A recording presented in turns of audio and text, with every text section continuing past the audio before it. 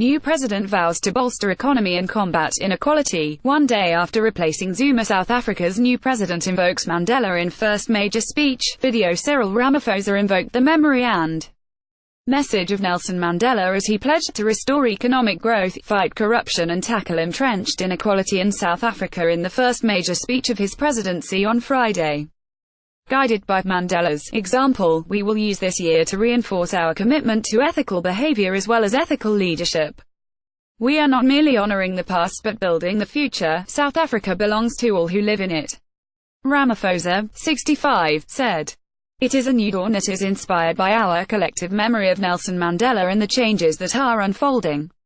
We will build a new nation and confront the injustices of the past and the inequalities of the present. The former deputy president was sworn in as head of state hours after being elected unanimously by parliament to replace Jacob Zuma, who resigned late on Wednesday following accusations of corruption and economic mismanagement. The annual State of the Nation address was to have been given by Zuma 8 days ago, but was postponed to allow Ramaphosa, who is the leader of the ruling African National Congress, and other senior party officials to negotiate his predecessor's departure. Jacob Zuma, South Africa's scandal-struck president resigns. Video The new head of state thanked the people of South Africa for their patience during the period of political transition. We will turn the tide against corruption, he added, to huge cheers. Former Presidents Thabo Mbeki and F.W. de Klerk were in the public gallery, though Zuma, who had been invited, did not attend.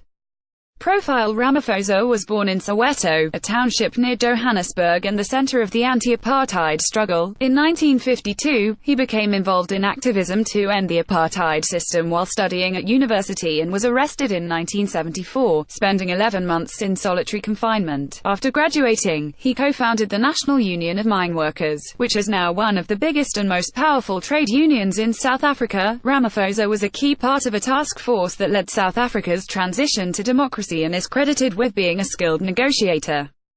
Despite Nelson Mandela describing him as one of the most gifted leaders of the new generation, Ramaphosa failed to get the ANC nomination to succeed Mandela as president in 1999. After that blow, Ramaphosa swapped politics for a lucrative foray into business, using his union connections and becoming one of the richest men in the country.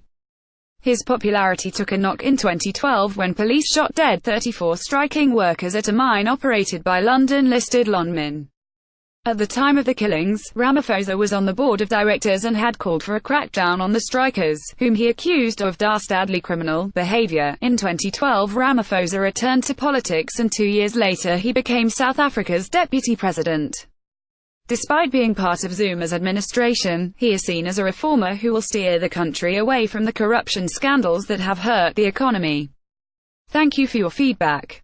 There are high expectations of the president, and ANC officials will be looking to him to improve its flagging popularity.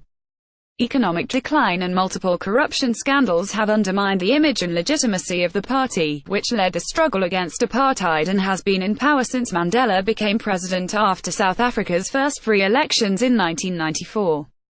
South African MPs celebrate as Cyril Ramaphosa is sworn in. Video in his speech, cheered by lawmakers, Ramaphosa both lauded the achievements of the ANC in recent years, and sought to reassure overseas investors. Our task is to seize this moment of hope. This year we will be initiating new measures to set this country on a new path to build economic regeneration. Tough decisions will have to be made, he said, promising a job summit to boost employment. Other promised measures would bolster youth employment, startups, mining and the tourism industry. A minimum wage will be introduced later this year, affecting 6 million South Africans, as well as initiatives to tackle rising crime, the president said. Ramaphosa promised a consultation on accelerated land redistribution to redress a grave historical injustice, a key demand of many in the ANC, and promised to maintain some elements of an expensive pledge by Zuma to offer free higher education to poor students. Ramaphosa, a former anti-apartheid activist turned successful businessman, is the standard-bearer for the moderate, reformist faction of the ANC. Zuma, 75, represented the party's more populist, nationalist element, commentators said. David Everett, a professor of politics at University of the Witwatersrand, Johannesburg, wrote on The Conversation, Ramaphosa is no messiah, and when the post-Zuma champagne corks stop popping, South Africans need to assess him as a mere mortal.